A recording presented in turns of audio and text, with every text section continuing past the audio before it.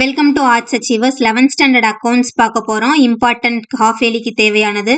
உங்களுக்கு ஆல்ரெடி காமர்ஸுக்கு 2 நாள் லீவ் இருந்திருக்கும். ஸோ இந்த one day Saturday one day ஃபுல்லாக நீங்கள் அக்கௌண்ட்ஸுக்கு ஸ்பெண்ட் பண்ணுங்கள். அப்போ தான் உங்களால் ஒரு 50+ மார்க் அப்படிங்கிறது எடுக்க முடியும்.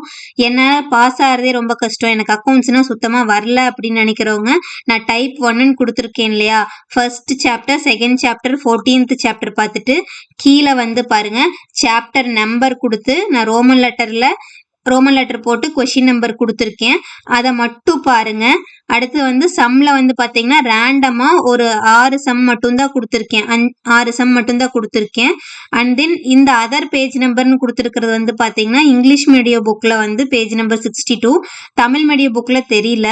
பட் ஆனால் அது எப்படி இருக்கும்னு பார்த்தீங்கன்னா ஜேர்னல் லெட்ஜர் ஜேர்னல் கொடுக்காம கீழே நரேஷனை கொடுத்து மேலே ஃபைண்ட் அவுட் பண்ண சொல்ற மாதிரி, தமிழ்ல பாத்தீங்கன்னா குறிப்பேடு பேரேடு, அந்த குறிப்பேடு பேரேடு கொடுத்து கீழே எழுத சொல்ற மாதிரி இருக்கும். இல்ல கீழே எழுத சொல்றத கொடுத்துட்டு குறிப்பேடு பேரேடு இதுக்கானது கண்டுபிடிங்க அப்படின்னு கொடுத்துருப்பாங்க. அதுல இருந்து கன்ஃபார்மா ஒரு கொஷின் வரும். இதை மட்டும் பாத்தீங்கன்னாவே போதும். First chapter, second chapter, 14th chapter நான் கொடுத்துருக்கிற sums Roman letter wise question number கொடுத்துருக்கேன். இது பாத்தீங்கன்னா எக்ஸைஸ் சம் நம்பர், இது இல்ஸ்ட்ரேஷன் சம் நம்பர். இதை மட்டும் நீங்க பார்த்தாலே போதும், கன்ஃபார்மா நீங்க 40 வாங்கலாம், கூட 1 மார்க் படிச்சிட்டாலே. ஸோ இது கூட எனக்கு இன்னொரு 20 மார்க் ஒரு 30 மார்க் சேர்த்து வரணும்னு நினைக்கிறவங்க இங்க கொடுத்துருக்கேன் இல்லையா, டைப் 2ன்னு கொடுத்து 1 2 3 4 5 10 11 12 14 இந்த சாப்டர்ஸ் எல்லாம் பார்க்கணும்.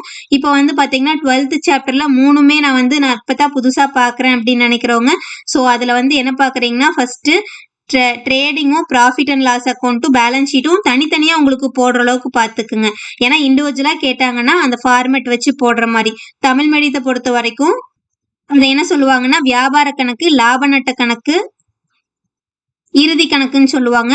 3ஓட படிவத்தையும் படிச்சுட்டு அந்த படிவத்தை வச்சு அதை கேட்டாங்கன்னா அதை மட்டும் எழுதி மட்டும் வைங்க. டேலி பண்ணணும்னு அவசியம் கூட இல்லை, உங்களுக்கு ஈஸியாவே மார்க் வந்துடும். இதை மட்டும் நீங்க பாருங்க, கன்ஃபார்மா உங்களால 60+ மார்க் உங்களால கண்டிப்பா எடுக்க முடியும்.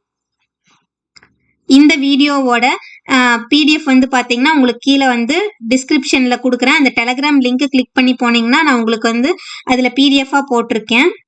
அண்ட் தென் காமர்ஸை பொறுத்த வரைக்கும் இம்பார்ட்டன்ட் கொஷின்ஸ் போட்டிருக்கோம். லாஸ்ட் இயர் கொஷின் பேப்பரும் பாத்தீங்கன்னா நம்மளோட டெலகிராம் குரூப்ல அவைலபிளா இருக்கு. ஸோ ஒன் கிளான்ஸ் எடுத்து பார்க்கணும் அப்படின்னா நம்ம டெலகிராம் குரூப்ல ஜாயின் பண்ணிக்கோங்க. இது வரைக்கும் நம்ம சேனலை சப்ஸ்கிரைப் பண்ணாதவங்க சப்ஸ்கிரைப் பண்ணிக்கோங்க. இந்த சாப்டரை மட்டும் பாருங்க, கன்ஃபார்மா உங்களால 60+ மார்க் எடுக்க முடியும். ஸோ ஒன் டேவை அக்கௌண்ட்ஸுக்கு யூட்டிலைஸ் பண்ணிக்கோங்க.